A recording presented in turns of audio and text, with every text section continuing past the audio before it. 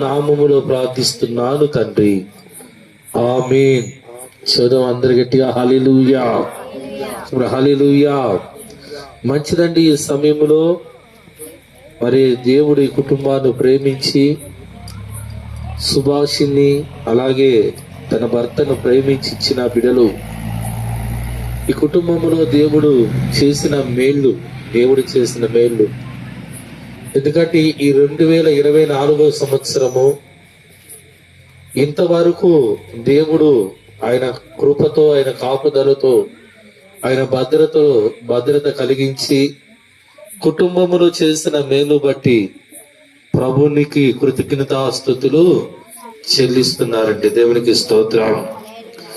దేవుని వాక్యములో ఒక మాట ఉంది, ప్రతి విషయములో కృతజ్ఞతాస్తుతులు చెల్లించుట ఎవరికండి? దేవునికి. ఎవరికి మనము కృతజ్ఞతాస్తుతులు చెల్లిస్తున్నామంటే దేవునికి. ఇలాగ చేయటం మంచిది. ఎందుకంటే దేవుడు చేసిన మేలులు మరవకూడదు. మనం ఆయన చేసిన ఉపకారములను దేని కూడా మరవద్దు అంటున్నాడు. ఎందుకు మరిచిపోకూడదు అంటే, ఇది దేవుడు చేసిన కార్యము, దేవుడు చేసిన కార్యాలు మనము దేవునికి కృతజ్ఞతాస్తుతులు చెల్లించటం వలన దేవుడు ఇంకా మన జీవితాల్లో గొప్ప కార్యాలు చేస్తాడండి. దేవుడు మన కుటుంబాలు ఆశీర్వదింపబడతాయి. దేవుని యొక్క కాపుదల ఉంటుంది, దేవుని యొక్క భద్రత ఉంటుంది. దేవుడు అన్ని విషయాల్లో మనకు తోడుగా ఉండి మనల్ని నడిపించడం ప్రారంభిస్తాడు. దేవునికి స్తోత్రం. చెప్పండి హల్లెలూయా. అందుకని దేవునికి మనం కృతజ్ఞతాస్తుతులు చెల్లించాలి. దేవునికి స్తోత్రం. చూద్దాం హల్లెలూయా. స్తోత్రం చెల్లించుమో, స్తోత్రం చెల్లించుమో,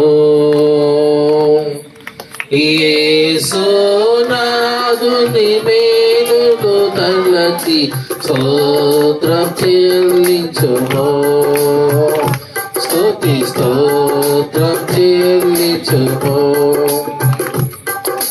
దీవారాత్రములా ప్రతి పాపములే కాచి, దీవారాత్రములా ప్రతి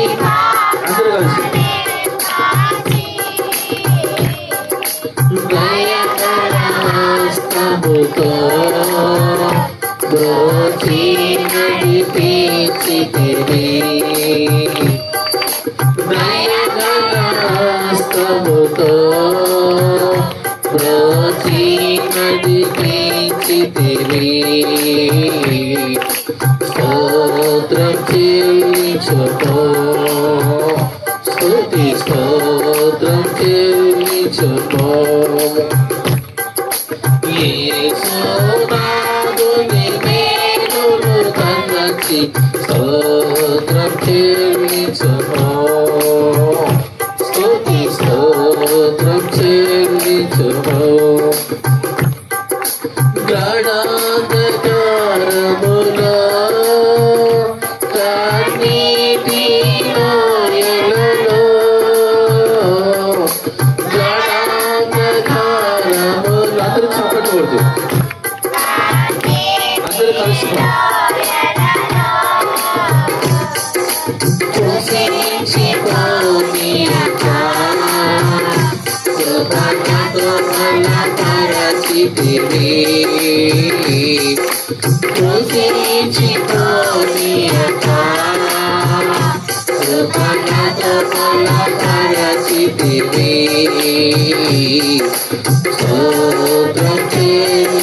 అందరూ చెప్పకూడదు.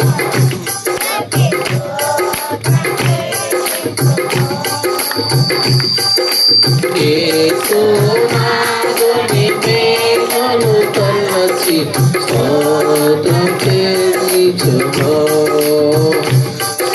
స్తోత్రం చెల్లించుమో. సజీవ యాగముగా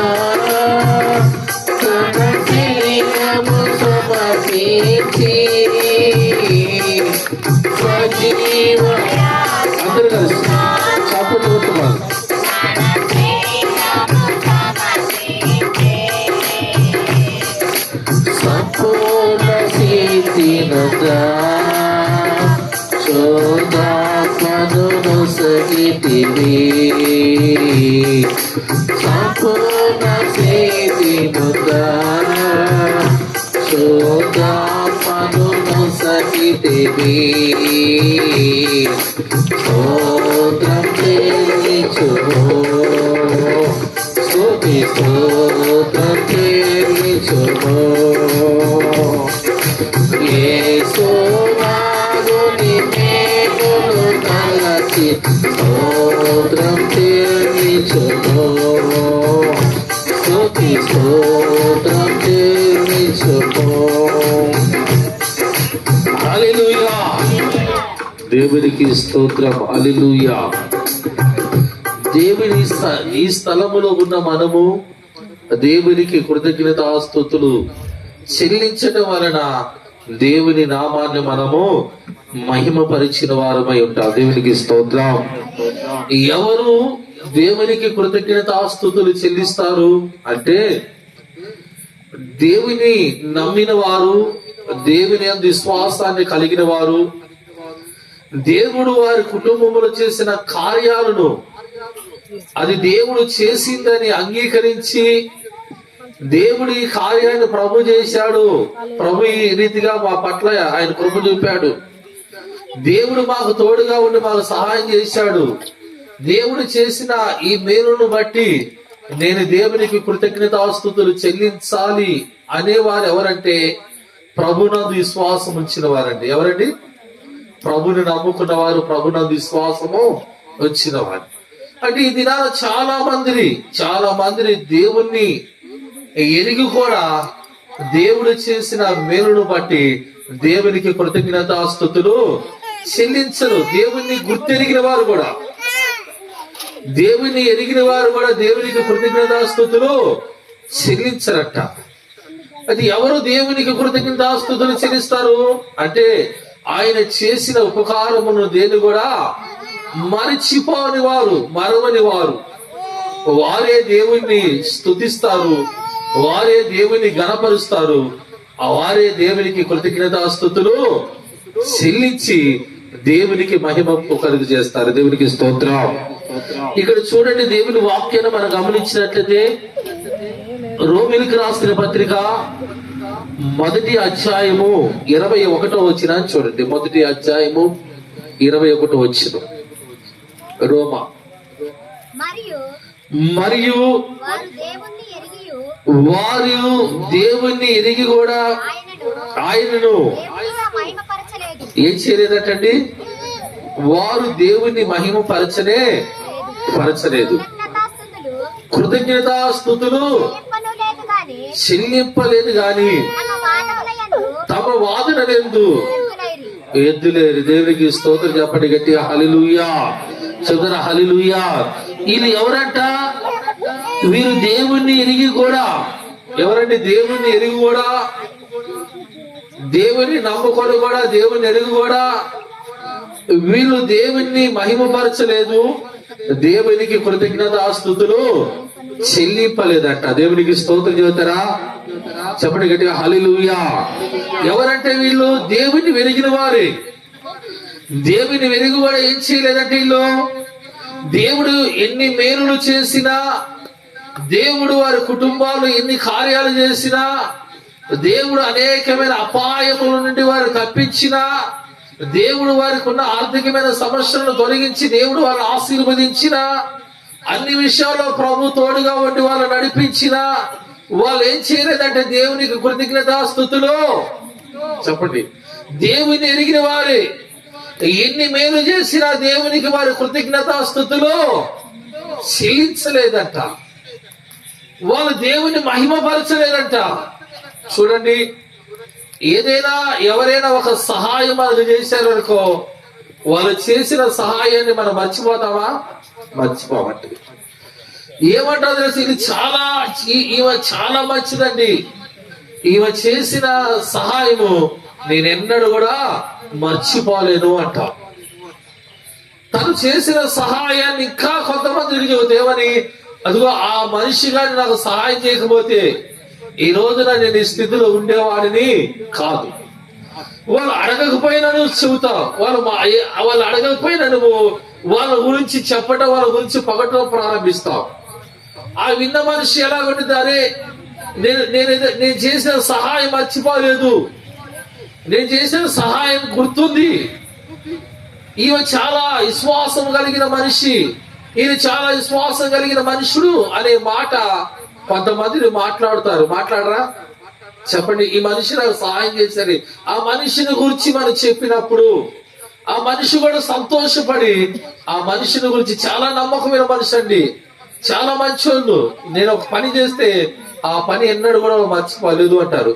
మనుషులే ఆ రైతుగా వాళ్ళు మనుషులు చేసిన సహాయం బట్టి నువ్వు వాళ్ళు పొగిడినప్పుడు, వాళ్ళు చేసిన సహాయాన్ని నువ్వు గుర్తు పెట్టుకున్నప్పుడు అవతల మనిషి ఎలా ఉంటాడు, చాలా మంచోడండి, చేసిన మేలు మర్చిపోలేదు అనుకుంటాడు. అలాగే దేవుడు మనకి ఎన్నో మేలులు చేస్తుంటే దేవుడు చేసిన మేలులు ఎవరు మర్చిపోతారంట చెప్పండి, ఎవరంటండి? దేవుడు ఎరిగిన వారే. ఎన్ని మేలు చేసినా, దేవుడు ఎన్ని కార్యాలు చేసినా అది ఏదో ఒక సింపుల్ గా దాన్ని కొట్టేస్తారండి. ఏదైనా బలహీనతల నుండి మన దేవుడు మనం స్వస్థపరిచినా ఏమంటారు చెప్పండి, ఏమంటారండి? మేము హాస్పిటల్కి వెళ్ళామంటే మాకు వైద్యం చేయించా తగ్గిపోయింది అనే మాట అంటారు. అయితే దేవుడు స్వస్థపరచగా ఈ కార్యం దేవుడు చేశాడు అనే ఒక ఆలోచన అనేది మనకు రానే వస్తుందా? రాదు. ఇప్పుడే ఇద్దరు వచ్చారు, చిన్న బిడ్డ బాగా హాస్పిటల్లో ఉన్నట్టు సీరియస్ గా ఉందండి కండిషన్. ఒక ఆమె చాలా మేలులు పొందింది ఆ కుటుంబంలో, ఆ గ్రామంలో. అక్కడ ఎంతో కొంతమందికి బాగలేకపోయినా ఇబ్బందిగా ఉన్న ఆమె తీసుకొచ్చింది. పాస్టర్ గారి చేత ప్రార్థన చేపిస్తారని పక్కూరు నుంచి అక్కడికి తీసుకొచ్చింది. అలాగా ప్రార్థించినప్పుడు దేవుడు గొప్ప కార్యాలు చేయడం ప్రారంభించాడు. ఇప్పుడు కూడా ఏం చెప్పి తీసుకొచ్చింది తెలుసా? రామ్మా, డాక్టర్లు కాదు, పాస్టర్ గారు ప్రార్థన చేస్తారా అంటే వాళ్ళు 4-5 వచ్చారండి. వాళ్ళు ఏడుస్తున్నారు, సీరియస్ గా ప్రార్థన చేస్తున్నాం. ఎందుకమ్మా అంటే అవంటుంది ఇక్కడ దేవుడు కార్యం జరిగిస్తాడని ఎన్నో చూసావయ్యా, అందుకని ఇక్కడ తీసుకొచ్చాం ప్రార్థన చేయమని. వాళ్ళ అన్యులు, వాళ్ళు ఏం మాట్లాడో తెలియదు. వాళ్ళు ఏమడుగుతున్నారు అంటే దేవుడు కార్యం జరిగిస్తాడయ్యా, మీరు ప్రార్థన. అలాగే దేవుడు కార్యం చేస్తే ఆ దేవుడిని మేము ఎన్నడూ కూడా మర్చిపోలే. చెప్పండి, ఏమంటున్నాడండి? దేవుడు చేసే కార్యాలు గొప్పవండి. ఆ దేవుని కార్యాలు, గొప్ప కార్యాలు మన జీవితంలో కలిగినప్పుడు అదేదైనా సరే దేవుని వాక్యంలో రాయబడినట్లుగా ప్రతి విషయంలో కృతజ్ఞతాస్తుతిలో దేవునికి చెల్లించాలి. అలాగ చెల్లించినప్పుడు నువ్వు దేవుని మహిమపరుస్తావు, అలాగ చెల్లించినప్పుడు నువ్వు దేవుని గణపరుస్తావు. అలాగ నువ్వు దేవునికి కృతజ్ఞతాస్తుతులు చెల్లిస్తూ నీ జీవితాన్ని, నీ కుటుంబాన్ని కొనసాగిస్తుండగా దేవుడు ఆశ్చర్య రీతిగా ఆశీర్వాదకరంగా నీ కుటుంబాన్ని ఇంకా దేవుడు దీవించడం చెప్పండి, ఇంకా దేవుడు దీవిస్తానే ఉంటాడు, ఇంకా దేవుడు ఆశీర్వదిస్తూనే ఉంటాడు. వింత కంటే ఇంకా గొప్ప కార్యాలు, అందుకంటాడు ప్రభు అంటాడు, మునుపుడు కంటే ఇంకా గొప్ప మేలులు నేను మీ జీవితంలో ఈ కాదండి, ఇంకా గొప్ప మేలు ప్రభు చేస్తాడు, ఇంకా గొప్ప మేలులు ప్రభు జరిగిస్తాడు. కనుక మనము దేవుణ్ణి మర్చిపోకూడదు, దేవుడు చేసిన మేలులు మర్చిపోకూడదు. ఈ సంవత్సరం అంతా కూడా దేవుడు మనల్ని కాపాడాడు, ఈ సంవత్సరం అంతా కూడా మన బిడ్డలను దేవుడు కాపాడాడు, ఈ సంవత్సరం అంతా కూడా మన కుటుంబాన్ని దేవుడు కాపాడాడు, ఈ సంవత్సరం అంతా కూడా దేవుడు మనకు తోడుగా ఉండి మన కుటుంబాలను మన దేవుడు ఆశీర్వదించాడు. అలాంటప్పుడు మనం దేవుణ్ణి మర్చిపోవచ్చా? అలాగా మర్చిపోయే వాళ్ళు ఎవరంటే దేవుణ్ణి ప్రేమించలేని వారు, దేవుడు అంటే ప్రేమ లేని వారు, దేవుని అందు విశ్వాసము లేని వారు, దేవుని అందు భయభక్తులు లేని ఎవరంటే వాళ్ళు దేవుడు అంటే భయభక్తులు లేని వారు. వీళ్ళు దేవుడు తెలుసు, దేవుని ఎరిగిన వారే, అయితే ఆయన ఆయన ఆయన ఆయన ప్రేమించడం తెలియట్లా, ఆయన అందు విశ్వాసము లేదు, ఆయన ఎందు భయభక్తులు లేవు గనక వీళ్ళు దేవుణ్ణి స్తుతించలేక, దేవుని గణపరచలేక అనేకమైన శోధనలు మరలా అనేక విధాలుగా తెచ్చుకుంటున్నారంటే దేవునికి స్తోత్రం. చెప్పండి గట్టిగా హల్లెలూయా, చెప్పండి హల్లెలూయా. అయితే ఈ కుటుంబం ఏం జరుగుతుందంటే దేవుని గణపరుస్తుంది, ఈ కుటుంబము దేవుని మహిమపరుస్తుంది కనుక దేవుడు ఇంకా గొప్ప కార్యాలు ఈ కుటుంబంలో వారి పట్ల దేవుడు జరిగిస్తూనే ఉంటాడు. దేవునికి స్తోత్రం. చెప్పండి హల్లెలూయా. వీళ్ళు దేవుని ఎరిగిన వారు. ఎవరంటే వీళ్ళు దేవుని ఎరిగిన కూడా ఏంటంట, దేవుని మహిమపరచలేదట. దేవునికి స్తోత్రం. రెండోదిగా చూడండి, ఇక్కడ వేషధారణ. ఏంటంటే వేషధారణతో దేవునికి కృతజ్ఞతాస్తుతులు చెల్లిస్తున్నారంట. చూద్దాం ఇక్కడ దేవుని వాక్యం, లూకాసు వార్త 18వ అధ్యాయము 11వ వచనం.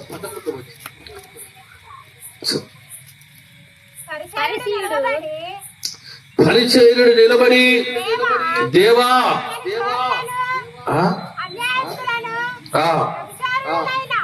అన్యాయస్తుడైనా వ్యభిచారులైనా ఇతర మనుషుల వలనైనను ఈ సుంకర వలైనను ఉండినట్టుకు దేవునికి స్తోత్రం చెబుతారా గట్టిగా? హల్లెలూయా. ఎలాగంట ఈ చూడండి, తన చూడండి, ఆ మనిషిలాగా నేను ఉండనందుకు, ఆ మనిషిలాగా నేను జీవించినందుకు, ఆ మనుషుల్లాగా నేను ఉండకున్నందుకు దేవా నేను నీకు కృతజ్ఞతాస్తుతులు. ఏంటంటే ఇది ఏంటంటే వేషధారణ. చెప్పండి ఏంటంటే, నీవు దేవునికి కృతజ్ఞతాస్తుతులు చెల్లించు, ఎదుటి వారితో నీకు అవసరమా? అయితే ఇక్కడ ఈయన అంటున్న మాట ఏంటంటే, ప్రభును స్తుతించాలి అంటే ఇక్కడ రాయబడి నీ పూర్ణ ఆత్మతో, నీ పూర్ణ బలముతో, నీ పూర్ణ శక్తితో నీ దేవుడైన యెహోవాను నీవు ప్రేమించాలి, ఆయన స్తుతించాలి, ఆయన్ను ఆరాధించి గణపరచాలంటే నీ పూర్ణ హృదయం ఉండాలి. అంతేగాని వాళ్ళను బట్టి వీళ్ళను బట్టి నువ్వేదో గొప్ప పని చేసినట్లుగా నిన్ను నువ్వు గణపరుచుకుంటూ ప్రభును స్తుతిస్తే నీ స్తుతి, నీ యొక్క కృతజ్ఞతలు ప్రభు స్వీకరించారంట. దేవునికి స్తోత్రం. ఈ మనుషుడు చేసిన ఆ ప్రార్థనే గాని, ఆ కృతజ్ఞత స్తుతులే గాని దేవుడు అంగీకరించాడా? అంగీకరించలేదండి. ఈ రోజున ఇటువంటి అవిశ్వాస సంబంధమైన జీవితాన్ని మనం కలిగి ప్రభుని అలాగా స్తుతించాలంటే ప్రభు దాన్ని అంగీకరించాలండి. ప్రభును స్తుతించాలంటే మన హృదయం అంతా కూడా దేవుని ప్రేమతో నింపబడాలి. దేవునికి స్తోత్రం. మన హృదయం అంతా కూడా దేవుని ప్రేమ కలిగి ఉన్నప్పుడు, మన హృదయంతరంగంలో ప్రభును స్తుతించినప్పుడు, దేవుని గణపరిచినప్పుడు, దేవుని నామాన్ని మహిమకరంగా మనం ఉన్నప్పుడు దేవుడు మన యొక్క కృతజ్ఞతలు అంగీకరిస్తాడు, మన స్తుతులు అంగీకరిస్తాడు, మన ప్రార్థన అంగీకరిస్తాడు, మన కుటుంబాన్ని కూడా దేవుడు అంగీకరిస్తాడంట. అలాగా అంగీకరించాలంటే నువ్వు ప్రభుని యథార్థంగా నువ్వు ఆ ప్రభుని స్తుతించాలి. నీ కుటుంబము నువ్వు ప్రభుని యథార్థంగా ఆయన చేసిన మేలులు ఏది కూడా వాటిని దాచిపెట్టుకోకుండా, వాటిని మర్చిపోకుండా, ఇదిగో దేవుడు నా పట్ల చేసిన ఈ మేలును బట్టి నేను ప్రభును స్తుతించి గణపరుస్తున్నానని దేవునికి మహిమకరంగా మనం జరిగించాలంట. దేవునికి స్తోత్రం చెబుతారా? చెప్పండి గట్టిగా హల్లెలూయా. చెప్పండి హల్లెలూయా. అలాగా ప్రభుని మనం స్తుతించాలి. అలాగా ప్రభుని మనం స్తుతించినప్పుడు మన జీవితాల్లో ప్రభు దీవెనకరంగా మారుస్తాడు. దేవునికి స్తోత్రం. ఈ రోజున అటువంటి కృతజ్ఞత లేక ఎంతో మందిని బాధపడుతున్నారండి. అటువంటి కృతజ్ఞత లేక ఎన్నో కుటుంబాలు శోధనలు, ఇబ్బందులు పడుతున్నారు. అన్ని విషయాల్లో అన్నిటికీ ఖర్చు పెడతా దేవునికి కృతజ్ఞతాస్తుతులు చెల్లించి ప్రార్థనా కూడిక ఏర్పాటు చేసి దేవునికి మహిమ కలిగే విధంగా మనం చేయాలనుకున్నప్పుడు ఏమంటాడప్పుడు, ఈ సంవత్సరం కాదులే డబ్బులు ఖర్చు అయిపోతాయేమో, ఈ సంవత్సరం కాదులే డబ్బులు లేవులే, ఈ సంవత్సరం కాదులే వచ్చే అంటే దేవుడి సంవత్సరం చేసిన మేలన్నీ కూడా నువ్వు మర్చిపోయి దేవుని గణపరచవలసిన నీవు దేవుని వెనకేసి నీవు ముందుకెళుతూ ఉంటున్నావు. దేవునికి స్తోత్రం. చెప్పండి హల్లెలూయా. అలాగ కాకుండా నీవు దేవుడు చేసిన మేలును మర్చిపోకుండా దేవునికి కృతజ్ఞతాస్తుతులు చెల్లించాలట. దేవునికి స్తోత్రం. చెప్పండి హల్లెలూయా. ఇక్కడ లూకా సువార్త 17వ అధ్యాయము 16వ వచనాన్ని చదవండి. గొప్ప శబ్దముతో దేవుని మహిమపరచుచు, గొప్ప శబ్దముతో దేవుని మహిమపరుస్తూ తిరిగి వచ్చి ఆయనకి కృతజ్ఞతాస్తుతులు చెల్లించుచు ఆయన పాదముల యొద్ద సాగిలపడిరి. దేవునికి స్తోత్రం. చెప్పండి రెండు చేతులు గట్టిగా హల్లెలూయా చెప్పండి. హల్లెలూయా హల్లెలూయా. కృపామయుడా నీలోనా, కృపామయుడా నీలోనా నివసింపజేసినందునా ఇదిగో నా స్తుతుల సింహాసనం నీలో నివసింపజేసినందునా ఇదిగో నా స్తుతుల సింహాసనం కృపామయుడా. ఏ అపాయమున గుడారము సమీపించనీయక, ఏ అపాయమున గుడారము సమీపించనీయక, నా మార్గములన్నిటిలో నా మార్గములన్నిటిలో నీవే ఆశ్రయమైనందునా, నీవే ఆశ్రయమైనందునా కృపామయుడా నీలోనా, కృపామయుడా నీలోనా నివసింపజేసినందునా ఇదిగో నా స్తుతుల సింహాసనం నీలో నివసింపజేసినందునా ఇదిగో నా కృపామయుడా. చీకటి నుండి వెలుగులోనికి నన్ను పిలిచిన తేజోమయా, చీకటి నుండి వెలుగులోనికి నన్ను పిలిచిన తేజోమయా, రాజవంశములో రాజవంశము చేసేదను, రాజవంశములో రాజవంశము చేసేదను కృపామయుడా నీలోనా, కృపామయుడా నీలోనా నివసింపజేసినందునా ఇదిగో నా స్తుతుల సింహాసనం నీలో నివసింపజేసినందునా ఇదిగో నా స్తుతుల సింహాసనం కృపామయుడా. నీలో నివసి ఆత్మఫలములు ఫలించుటకొరకు, నీలో నివసి ఆత్మఫలములు ఫలించుటకొరకు, నా పైన నీడుగా ఆత్మవర్షము కుమ్మరించు, నా పైన నీడుగా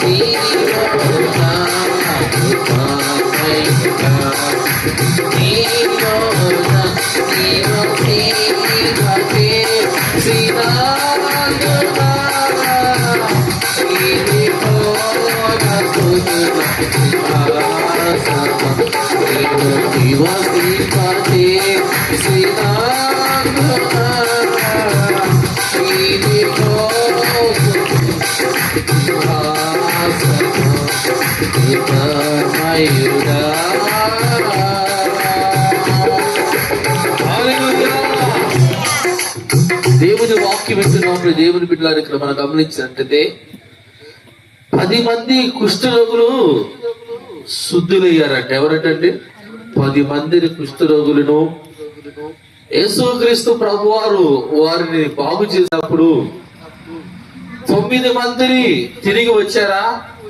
చెప్పండి, రాలేదంట.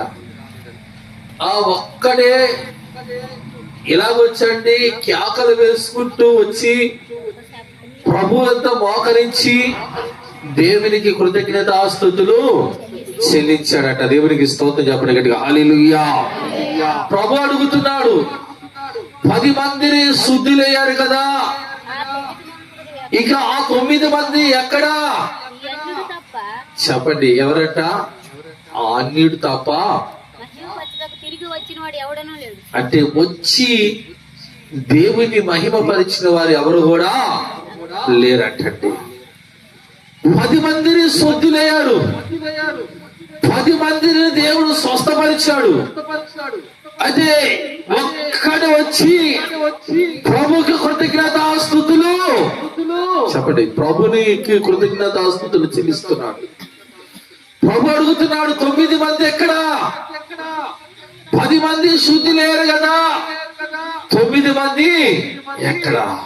చూడండి, దేవుడు చేసిన ఆ కార్యాన్ని, దేవుడు చేసిన ఆ మేలు తను తిరిగి వచ్చి ప్రభుకి కృతజ్ఞతాస్తుతులు చెల్లించారట. మిగతా 9 మంది వాళ్ళు దేవునికి కృతజ్ఞతాస్తుతులు చెల్లించలేదంట. అంటే దేవునికి స్తోత్రం చెప్పండి గట్టిగా, చెప్పండి హల్లెలూయా. దేవుని వాక్యం వింటున్నా మనం గమనించినట్లయితే అందరూ అందరూ దేవుడు వారందరి పట్ల కార్యం చేశాడు. అయితే దేవునికి కృతజ్ఞతాస్తుతులు చెల్లించింది ఒక్కడే. దేవుడు ఎంతో మంది జీవితంలో ఎన్నో కార్యాలు జరిగిస్తున్నాడు. అయితే ఆ కార్యాలను బట్టి ప్రభుకు కృతజ్ఞతాస్తుతులు చెల్లించేవాడు, దేవుని ప్రేమించేవారు ఒక్కరే. దేవుని ప్రేమించే కుటుంబాలే దేవునికి కృతజ్ఞతాస్తుతులు చెల్లిస్తాయి. దేవుని ప్రేమించే కుటుంబాలే దేవునిని ఘనపరుస్తారు. దేవుని ప్రేమించే కుటుంబాలే దేవుని నామానికి మహిమకరంగా వాళ్ళు ఉంటారట. దేవునికి స్తోత్రం చెప్పండి గట్టిగా, హల్లెలూయా. దేవుని ఎరిగిన వారే దేవుని ఏం చేయాలంటే వాళ్ళు మహిమ పరచలేదు, దేవునికి కృతజ్ఞతాస్తుతులు. ఈ రోజున వాక్యం వింటున్నప్పుడు దేవుని బిడ్డలారా, అందరిలో కొంతమందినే ప్రభుని గుర్తిరిగి ప్రభుకి కృతజ్ఞతాస్తుతులు చెల్లించే వాళ్ళు ఉంటారండి. కొంతమందిని దేవుడు ఎన్ని కార్యాలు చేసినా ఆ కార్యాలు, ఆ మేలును పొందుకుంటారే కానీ మరలా వాటిని మర్చిపోయి దేవునికి కృతజ్ఞతాస్తుతులు చెల్లించారట. దేవునికి స్తోత్రం. అయితే ఈ కుష్టి వ్యాధి కలిగిన మనుషుడు, తనకు స్వస్థత కలిగింది, దేవుడు తనకు మేలు చేశాడు, ఇది దేవుడు చేసిన మేలని గమనించి తన ఇంటికి కూడా పోలా, అక్కడి నుంచి తిరిగి పరిగెత్తుకుంటూ వచ్చి ప్రభుకు మొక్కి అంటున్నాడు, ఆయనకు కృతజ్ఞతాస్తుతులు చెల్లిస్తున్నారట. దేవునికి స్తోత్రం చెప్పండి హల్లెలూయా. దేవునికి కృతజ్ఞతాస్తుతులు చెల్లిస్తారు. దేవునికి స్తోత్రం. దేవుని వాక్యం వింటున్నప్పుడు దేవుని బిడ్డలారా, మనము దేవుని స్తుతించాలి, దేవునికి కృతజ్ఞతాస్తుతులు చెల్లించాలి. అప్పుడు మన జీవితాలు దీవెనకరంగా, ఆశీర్వాదకరంగా ఉంటాయి. దేవునికి స్తోత్రం చెప్పండి హల్లెలూయా. నా ప్రాణమా, నా సమస్తమా ప్రభుని స్తుతించుమా, నా యేసు చేసిన మేలుతో నీవు మరవకుమా, నా యేసు చేసిన మేలుతో నీవు మరవకుమా. నా ప్రాణమా, నా సమస్తమా, బతికిరాని నన్ను నీవు పైకి లేపితివి. క్రీస్తుని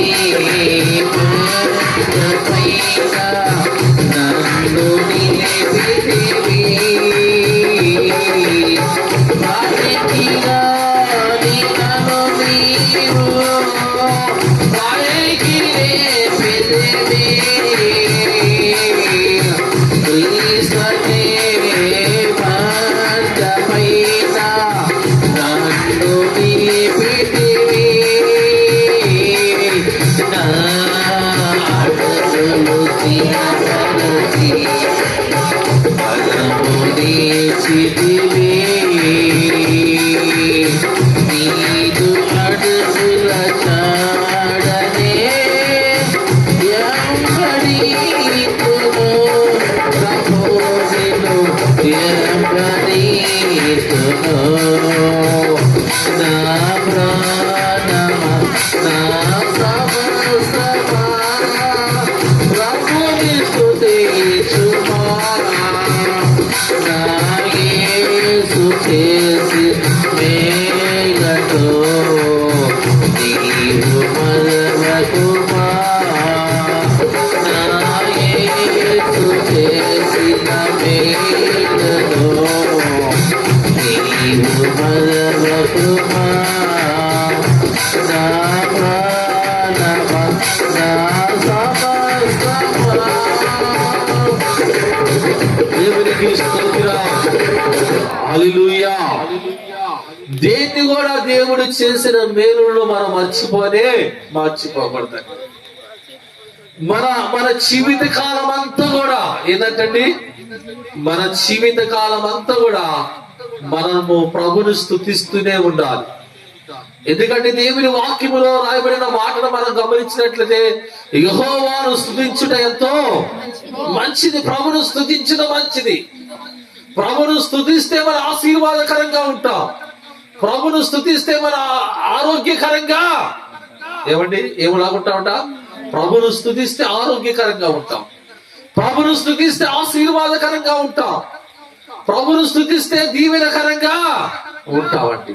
అందుకనే ఆయన చేసిన మేలును మనం మర్చిపోకుండా ఎప్పుడు కూడా మనం ప్రభును స్తుతిస్తూనే ఉండాలి. దేవునికి స్తోత్రం. ఏదో సంతోషం ఉన్నప్పుడు కాదు, లేదా దేవుడు మనం ఆశీర్వదించినప్పుడు కాదండి. కష్టాలు వచ్చినా, బాధలు వచ్చినా, శ్రమలు వచ్చినా, ఇబ్బందులు వచ్చినా, ఎన్ని శ్రమలున్నా నీవు మాత్రం దేవుణ్ణి మాత్రము స్తుతించుట, ఆరాధించుట నువ్వు మానకూడదు. నీ శ్రమలు పోవాలంటే నువ్వు ప్రభును స్తుతించాలి. నీ కష్టాలు తొలగిపోవాలంటే నువ్వు ప్రభును స్తుతించాలి. నీలో ఉన్న బలహీనతలు తొలగిపోవాలంటే నువ్వు ప్రభుని ఆరాధించాలి. నువ్వు కష్టం వచ్చినా, బాధ వచ్చినా, శ్రమ వచ్చినా, ఇబ్బందులు వచ్చినా, శోధనలు వచ్చినా, ఆఖరికి నీవు బలహీనతలో ఉన్నా, లేదా నువ్వు మరణ ప్రాయములోకి వెళ్ళిపోయినా సరే, నువ్వు ప్రభును స్తుతించినప్పుడు ప్రభు అద్భుతమైన కార్యాలు చేయడం ప్రారంభిస్తాడు. దేవునికి స్తోత్రం. ఆశ్చర్యకరమైన కార్యాలు జరిగిస్తాడండి. నీకు వచ్చిన బలహీనత నిన్ను చూసి పారిపోతుంది. నీకు కలిగిన సమస్యలు నిన్ను విడిచి వెళ్ళిపోతాయి. నువ్వు ప్రభును స్తుతిస్తున్నప్పుడు దేవుడు నీ జీవితంలో ఒక ఆశ్చర్యకరమైన కార్యాలు చేయడం ప్రారంభిస్తాడు. ఒక ఆయన ఉన్నాడు, ఏమని ఒక దేవుని యథార్థంగా ప్రభుని ఆరాధించే ఒక భక్తుడు ఉన్నాడండి. ప్రభుని ఆరాధించిన ఆయనకు సమస్తం అన్ని కోల్పోయింది. చాలా చాలా కష్టాలు వచ్చేసినాయి. తనకు ఆస్తులు వెళ్ళిపోయినాయి. తనకున్న కుటుంబాలు, పిల్లలు, భార్య పిల్లలు, అలాగే ఉన్న ఆస్తులు అన్ని నష్టమైపోయినాయి. చాలా చాలా శ్రమల్లో ఉన్నాడు, బాధల్లో ఉన్నాడు. చివరికి తన శరీరము క్షీణించిపోయింది. వ్యాధి వల్ల తన శరీరము పాడైపోయిందండి.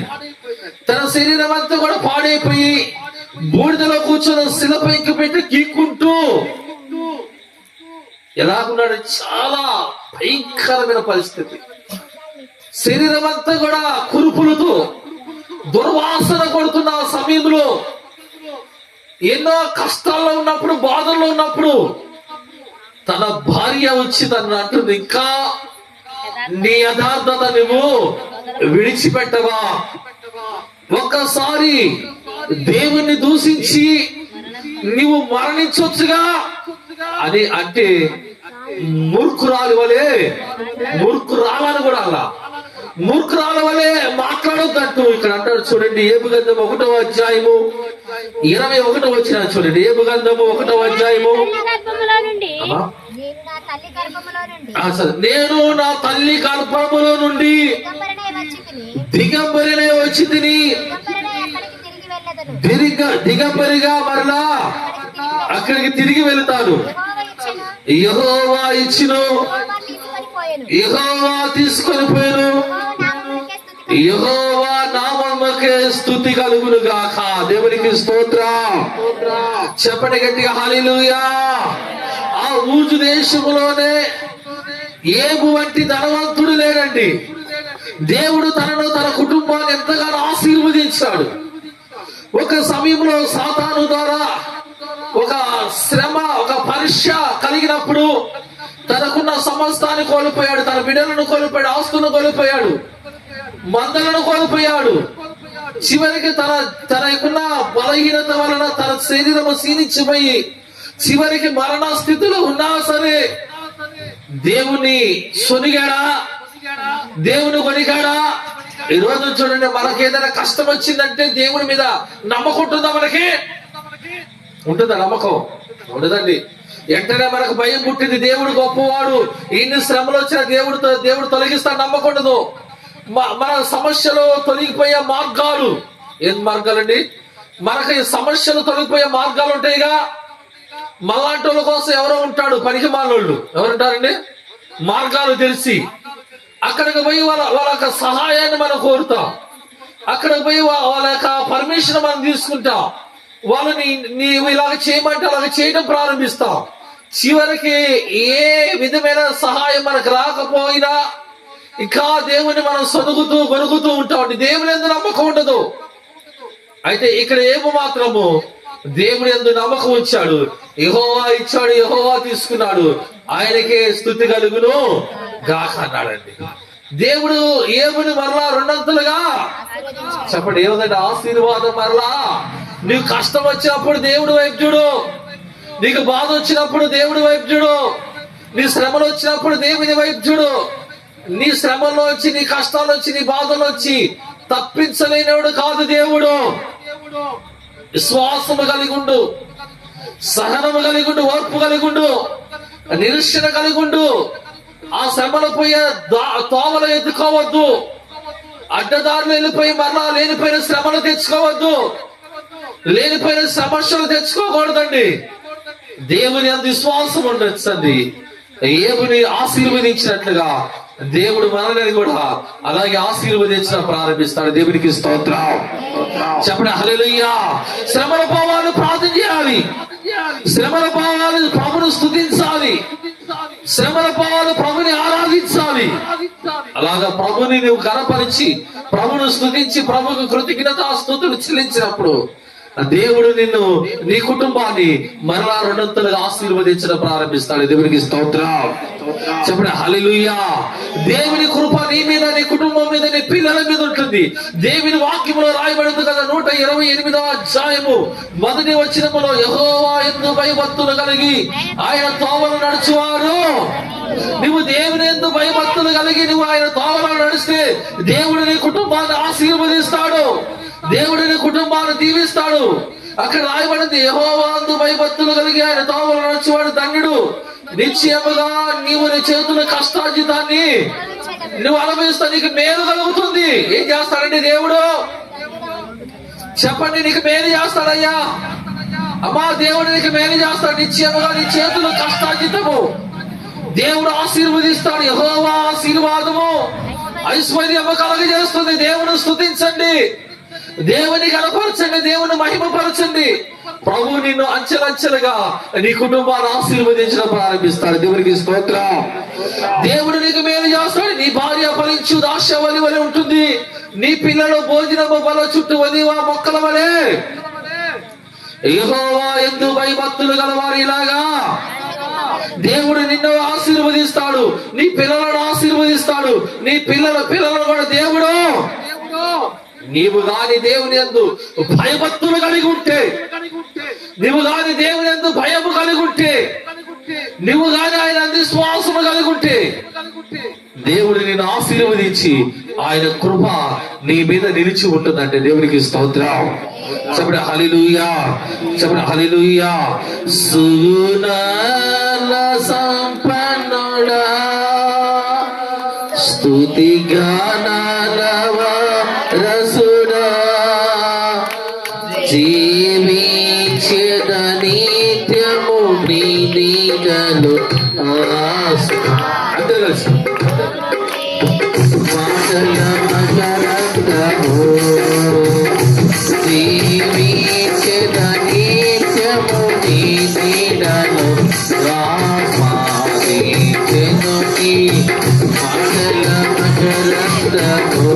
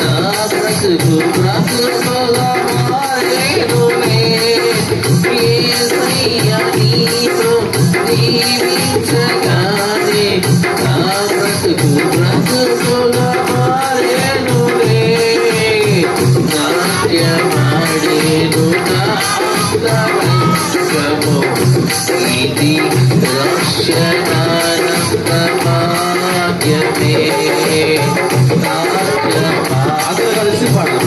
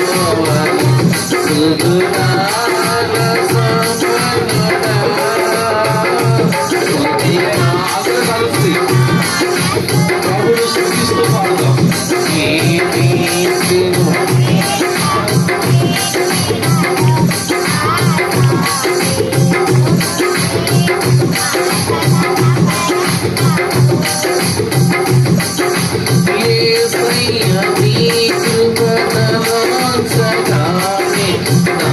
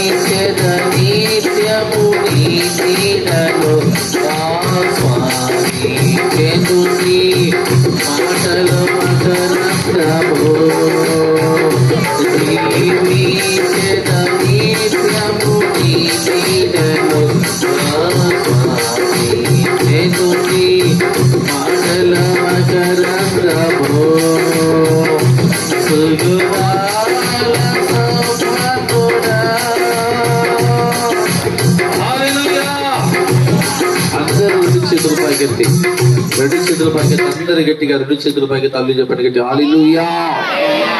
అంతేనా? గట్టి చెప్పండి హల్లెలూయా, హల్లెలూయా, హల్లెలూయా. దేవుని వాక్యం వింటున్నప్పుడు దేవుని బిడ్డలారా మనం గమనించినట్లయితే ఇక్కడ వారి దేవుని ఎరుగు కూడా మొదటిగా వారి దేవుణ్ణి మహిమపరచలేదు. అయితే ఈ కుటుంబము దేవుణ్ణి ఎరిగి దేవుణ్ణి మహిమపరుస్తున్నారంటే దేవునికి స్తోత్రం. దేవుని ఎరిగిన కుటుంబము దేవుణ్ణి మహిమపరిచారు.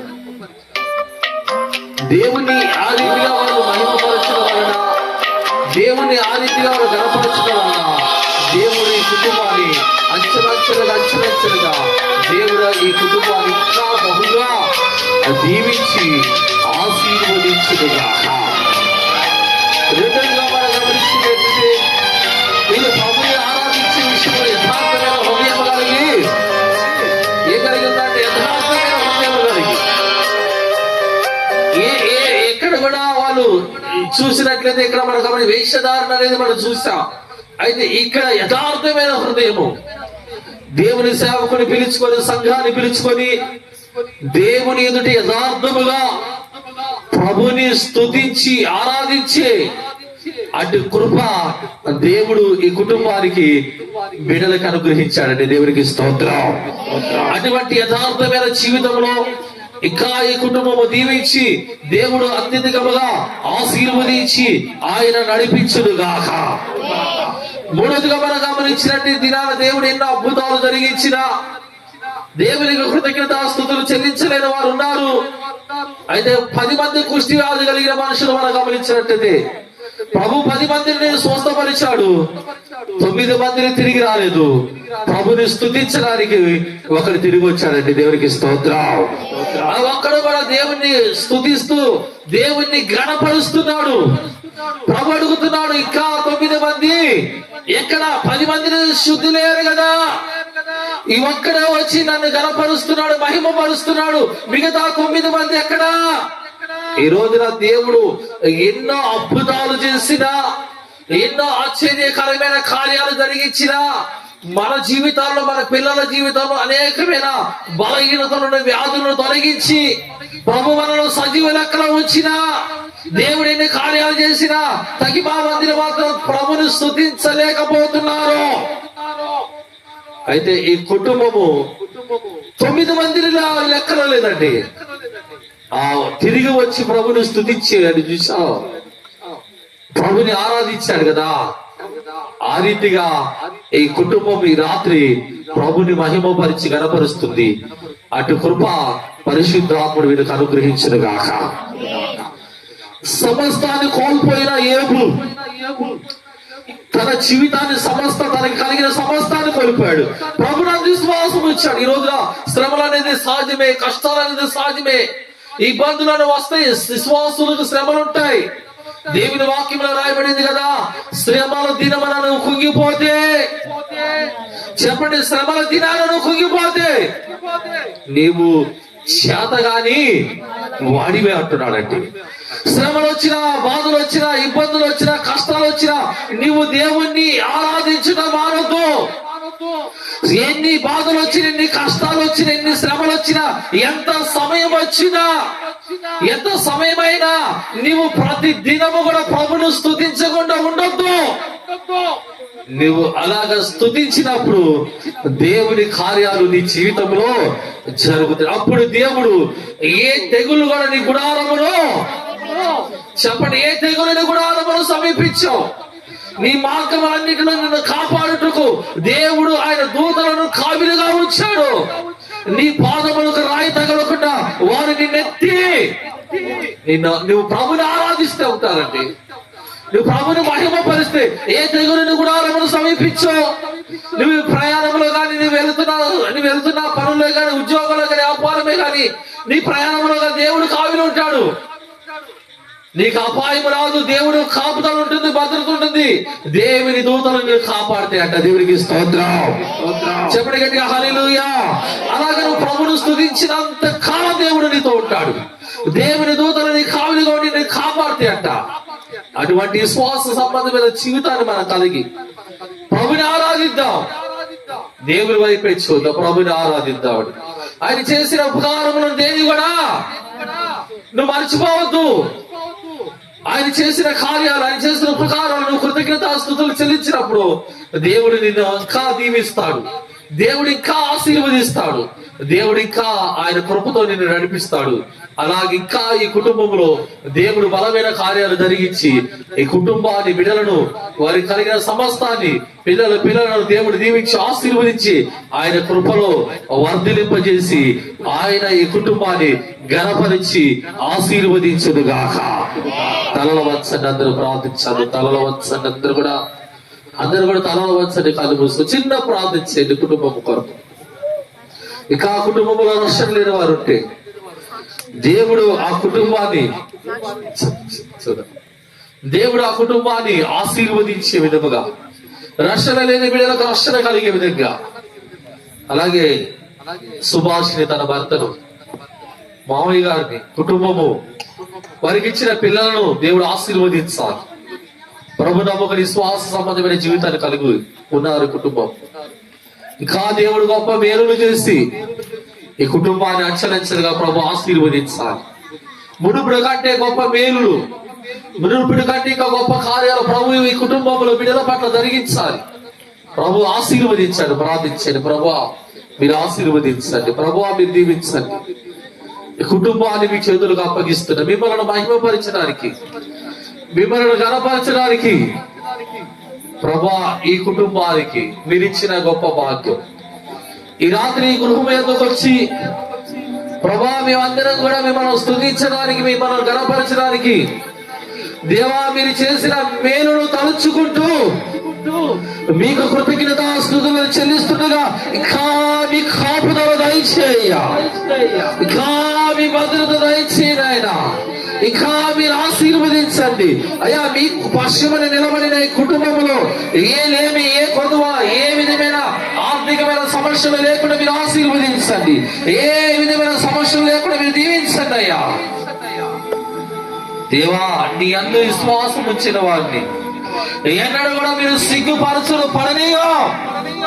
నేను నమ్ముకున్న వాళ్ళు పక్షులను ఉండి అయ్యా నిన్న నేడు నిరంతరం ఏకరీతిగా ఉండి గొప్ప కార్యాలు జరిగిస్తున్న దేవుడా, ఈ రాత్రి ఈ స్థలంలో ఉన్న బిడ్డలను బట్టి మీకు స్తోత్రాలు. ఈ రాత్రి ఈ స్థలానికి హాజరైన బిడ్డలందరిని బట్టి మీకు వందనాలు. ఈ రాత్రి ఈ కుటుంబాలను బట్టి మీకు వందనాలు. ఈ రాత్రి ఈ ప్రార్థనా కూడిక నేను మీ నామానికి మహిమకరంగా జరిగించుకున్నందుకు మీకు స్తోత్రాలు చెల్లిస్తూ దయగలిగిన మరొకసారి ఈ కుటుంబాన్ని, బిడ్డలను మీ చేతులకు అప్పగిస్తూ మీ కృపను కోరుకుంటూ యేసు నామములో ప్రార్థిస్తున్నాను తండ్రి, ఆమేన్. చెబుతారా గట్టిగా హల్లెలూయా.